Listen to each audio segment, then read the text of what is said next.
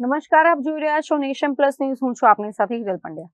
વડોદરા શહેરમાં આગામી સમયમાં વડાપ્રધાન નરેન્દ્ર મોદી સહિતના મહાનુભાવોની સંભવિત વીવીઆઈપી મુલાકાતને લઈને તંત્ર હરકતમાં આવ્યું છે.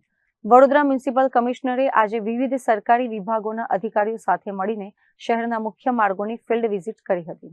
વડોદરામાં સંભવિત હાઈ પ્રોફાઇલ મુલાકાતની તૈયારીઓ પૂરજોશમાં ચાલી રહી છે. ત્યારે તમામ વિભાગોના સંકલન સાથે રૂટ પર જરૂરી મરામત અને સુધારા કરવાની કામગીરી હાથ ધરવામાં આવી છે, જેને લઈને મ્યુનિસિપલ કમિશનરે આજે એરપોર્ટથી હાઈવે સુધીના રસ્તાઓ પર એન્જિનિયરિંગ, કરેક્શન અને ડ્રેનેજની કામગીરીનું ઝીણવટભર્યું નિરીક્ષણ કર્યું હતું.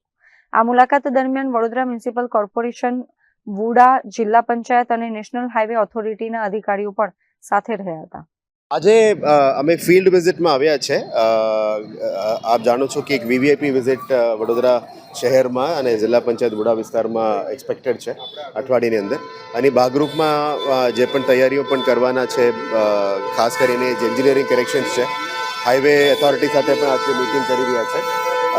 ખાસ કરીને એરપોર્ટથી લઈને હાઈવે સુધીનું સિટી વિસ્તાર આવે છે, પછી હાઈવે ઓથોરિટીનું પણ જ્યુરિસડિક્શન આવે છે. એટલે સાઈડમાં જે પણ કામગીરી કરવાનું છે, એન્જિનિયરિંગ કરેક્શન્સ, ડ્રેનેજનું કામગીરી અને સાથે સાથ આપણા સફાઈનું પણ જે ઝુંબેશ કરવાનું છે એ પણ આજે જોવાના છે. સાથે સાથ સરદારધામ એરિયા, વુડા વિસ્તાર અને જિલ્લા પંચાયત વિસ્તારમાં આવે છે. ત્યાં પણ જે પણ કામગીરી કરવાનું છે અમે વુડા દ્વારા કરવામાં આવી રહ્યા છે. જિલ્લા પંચાયતને અમે મદદ કરી રહ્યા છે.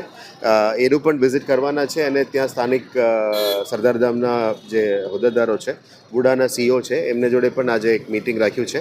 અને આખા રૂટમાં જે પણ કોર્સ કરેક્શન્સ કરવાનું છે, જે પણ વ્યવસ્થિત કરવાનું છે, એના ભાગરૂપમાં આજે ફિલ્ડ વિઝિટ રાખ્યું છે. એટલે આખા વડોદરા મહાનગરપાલિકાના તંત્ર, સીઓ, વુડાના ટીમ અને હાઈવે ઓથોરિટી અને સરદારધામના ઓથોરિટી સાથે આજે મિટિંગ છે.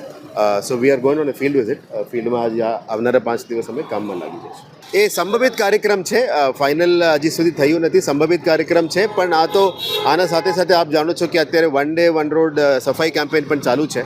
આપણે સિટીને સાફ કરવા માટે અમે જે કટિબદ્ધ રીતે કામગીરી કરી રહ્યા છે, એક એ પણ છે અને સ્વચ્છ સર્વેક્ષણનું પણ કામગીરી છે. એટલે આજે one day one road campaign તો ચાલુ જ રહેવાના છે. આખા સિટીને અમે સાફ કન્ટિન્યુ કરવાના છે. અને આવનારા દિવસોમાં પહેલાં અમે રોડ વાઇઝ કરતા હતા, હવે ઝોન વાઇઝ પણ કરીશું. એટલે west zone, East zone, north zone, south zone કરીશું, તળાવોનું કરીશું, હેરિટેજ સ્ટ્રક્ચર્સનું કરીશું. ગઈકાલે તો અમે એક બીજા હેરિટેજ સ્ટ્રક્ચરને પણ કર્યા હતા. પણ આ તો ઓવરઓલ સિટીને સાફ કરવાનું એક ઝુંબેશ છે. આના સાથે સાથે આવનારા આ અઠવાડિયામાં વધારે મેક્સિમમ સફાઈ કેમ્પેન પણ હાથ ધરીશું. આશા રાખીએ કે વડોદરાના જનતાને પણ અમે અપીલ કરીએ છીએ કે સ્વચ્છતા માટે અમારી સાથે 100% આપ સહયોગ આપજો. 99% લોકો બહુ સારું કોર્ડિનેશન કરી રહ્યા છે. આપ પણ જોઈ રહ્યા છો, સિટી સ્વચ્છ થઈ રહ્યા છે. 1% લોકો જો કચરા ફેંકે છે, એમને પણ અમે વિનંતી કરીએ છીએ કે કચરા ના ફેંકવાથી આપને બહુ સારું યોગદાન રહેશે.